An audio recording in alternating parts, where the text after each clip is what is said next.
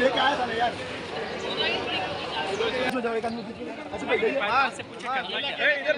भाई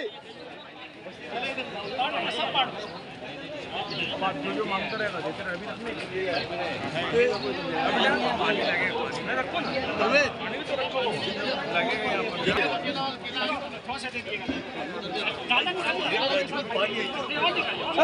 अपना लगा लो जो खड़ा होना सबको बात ये क्या अल्लाह ताला इसने कमल को कबूल फरमाए आमीन।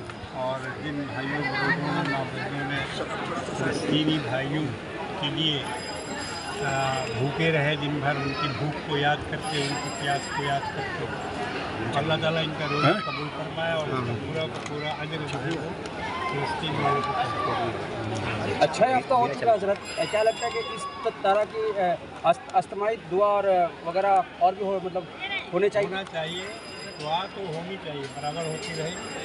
दुआ से मुसलमान को कभी रुकना नहीं चाहिए। मुसलमानों का सबसे बड़ा हथियार दुआ है और दुआई से मुसलमानों ने इस दुनिया को फतह किया।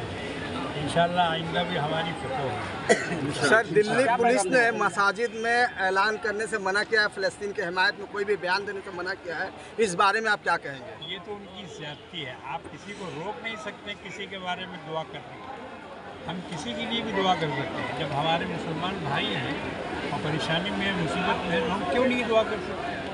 पुलिस के पास क्या इसका ये है रीज़न है कि वो हमें मना करे कि आप फ़लस्तीन के लिए दुआ मत कीजिए। यानी अब इबादत पर भी रोक लगाने की कोशिश की जा रही है। तो गलत बात है, हम कभी नहीं मानेंगे, इसको बोलते रहिए आप। ठीक। वो सब एक सोच के लोग हम लोग मंडे के रोज़ बैठे थे, जब हम लोगों ने कारी साहब को फ़ोन किया, कारी साहब से बात की कि कारी साहब हम लोग एहतजाजी तौर पर हम लोग क्या कर सकते हैं।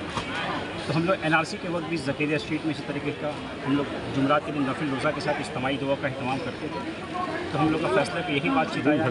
शाक मलिक साहब थे, सैफुर्रहमान साहब थे, हाजी शहनवाज साहब थे, सरफराज, आरजू, इमरान, हमज़ा, एजाज और भी बहुत सारे हम लोगों की जो टीम के जो मेंबरान थे, हम लोग सब मिल करके यही फ़ैसला लिए कि आइए इस जुमेरात को हम लोग फिर से नफिल रोज़ा रखें।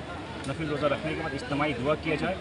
हम लोग कम से कम दुआ तो कर ही सकते हैं और हम लोग इस यकीन के साथ आज दुआ किए हैं कि अल्लाह पाक हम लोग के फ़लस्तीनी भाई सरफराज कि हम लोग के फ़लस्तीनी भाई बहन जो वहाँ पे जो परेशान हैं, बच्चे जो परेशान हैं, अल्लाह पाक किसी भी हालत से उनकी इस परेशानी को ख़त्म कर दे ताकि आने वाले वक्त पे जल्द से जल्द सीज़ फायर हो जाए। बस हम लोग का नियत यही था, क्योंकि वहाँ पे जो मज़लूमों पर जिस तरीके से जुल्म हो रहा है, जिस तरीके से जुल्म हो रहा है वो बहुत गलत हो रहा है। हम लोग सबकी एक ही सोच थी, इसीलिए हम लोगों ने मिलजुल करके आज इस प्रोग्राम को प्रोटेस्ट हो रहे हैं। आने वाले दिन में भी जैसा हमारे बुजुर्गों का राय होगा जो हम है ना साहब, बिल्कुल जी जी, जैसे हम लोग के मशवरे बड़ों का मशवरा होगा हम लोग उसी पे अमल करेंगे। आगे भी हम लोग करते आए हैं, आगे भी सर, कलकत्ता के सरजमी से आप पूरे दुनिया के इंसानों को क्या मैसेज देना चाहते हैं? यही कि सबसे पहले आप सिर्फ कलकत्ता, अभी जैसा कि हम लोग एक सर्वे हम लोग देख रहे थे, इसमें 85% दुनिया के जो लोग हैं वो लोग फ़लस्तीन की हिमायत फेवर में। सिर्फ 15% जो बदबख्त लोग हैं, जो इंसानियत पसंद नहीं, जो इंसानियत पसंद नहीं करते, वो लोग इसराइल को सपोर्ट करते हैं। हम लोग पूरे दुनिया के लोग सिर्फ यही चाह रहे हैं कि वहाँ पे जो जुल्म सितम भाई हैं, ये जो ज़ियोनिस्ट, ये जो इसराइली फोर्स, जल्द से जल्द अल्लाह पाक इसका खात्मा करे और वहाँ पे मजलूम उनके ऊपर जो जुल्म हो रहे जल्द से जल्द वो ख़त्म। साहब एहतजाज हो रहा है, इज्तिमाई दुआ हुआ, लेकिन जो प्रोडक्ट बॉयकॉट का जो मुहिम चलाई जा रही है, लोग धड़ल्ले से जो प्रोटेस्ट कर रहे हैं बॉयकॉट का, वही कुछ इजरायली सामान इस्तेमाल कर रहे हैं, इसको लेकर क्या कहेंगे? अल्हम्दुलिल्लाह आज हम लोग के यहाँ पे लास्ट ईयर जब हम लोग NRC के टाइम पे प्रोग्राम करके हम लोग उसे माज़ा देते, इस बार हम लोग माज़ा नहीं दे के हम लोग फ्रूटी दिए हैं। इसका वजह यह है कि हम लोग बॉयकॉट कर रहे हैं और हम लोग घर घर में हम लोग अपने घरों से जो भी इसराइली प्रोडक्ट सबको हम लोग दूर कर रहे हैं और इंशाअल्लाह इसका असर दिख रहा है। जो अभी बॉयकॉट नहीं कर रहे उनको क्या कहना? ऑलरेडी आप देखिएगा हम लोग यहाँ पे हम लोग ने इसका बैनर लगाया है और हम लोग की जो मैसेज यहाँ से गई है वो यही है कि इसराइली प्रोडक्ट को हम लोग बड़े ज़ोर शोर से इसको बॉयकॉट करना है। बाइकआउट भी करेंगे, अल्लाह ताला से यकीन के साथ दुआ करें कि अल्लाह पाक इस मसले को जल्द से जल्द खत्म। आज आप लोगों ने जो एहतजाज किया इसमें औरतों ने भी बढ़ चढ़ के हिस्सा लिया, अल्हम्दुलिल्लाह। क्या कहेंगे?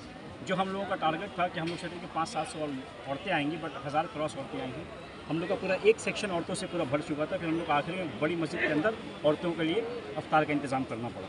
अल्हम्दुलिल्लाह बहुत लोग आए और अल्हम्दुलिल्लाह अल्लाह के करम से सब अफ्तारी कर करके दुआ में शामिल होकर के फ़लस्तीन भाई बहनों बच्चों के लिए दुआ करके यहाँ से गए हैं, इस यकीन के साथ कि अल्लाह पाक जल्द से जल्द इस मामले का कुछ ना कुछ हल निकाले। ये जो देखिए दुआ तो जैसे कारी साहब ने भी कहा, दुआ करना चाहिए, हम लोग को दुआ करते रहना चाहिए, क्योंकि इस वक्त जो हाल है दुनिया का, बड़े बड़े जो हुक्मरान हैं अपने घर में बैठे हैं, तो हम लोग को तो सिर्फ कल भी अल्लाह का सहारा था, आज भी अल्लाह ताला का सहारा है।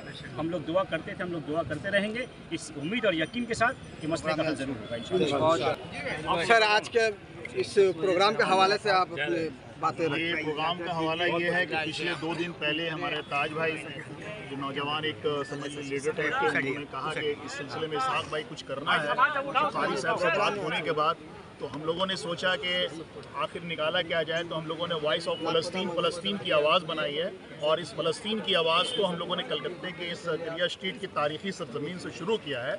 और इंशाअल्लाह इस आवाज़ को पूरे कलकत्ता और पूरे मगरबी बंगाल के जो लोग हैं वो जो है इसको समझ लीजिए कि बाइकआउट भी करेंगे, और इसको फ़लस्तीन की आवाज़ को जो है पूरे बंगाल और पूरे हिंदुस्तान और पूरी दुनिया में पहुंचेगा। और इसमें कोई शक नहीं है कि पूरी दुनिया वॉइस ऑफ फ़लस्तीन हो चुकी है। आप देखे होंगे कि दुनिया की जितनी आवाम है, हुकूमत के बारे में नहीं कहूँगा, लेकिन ये स्टडी आप कर लेंगे, दुनिया की जितनी आवाम है वो फ़लस्तीन के साथ है, क्योंकि इंसान इंसानियत के साथ रहता है। और इंसानियत का वहाँ बर्बरियत और जो जुल्म हो रहा है वो जो है दुनिया की तारीख में नहीं मिलता है। हिटलर ने भी जो किया था, सिर्फ एक एरिया में मार के ख़त्म कर दिया था इन यहूदियों को, लेकिन इन यहूदियों ने क्या किया है कि दुनिया भर में पूरी तरह जो है बच्चों तक को मार मार के जो है उसे ज़बह कर रहे हैं, जो हम कोई भी इसको कबूल नहीं करेंगे।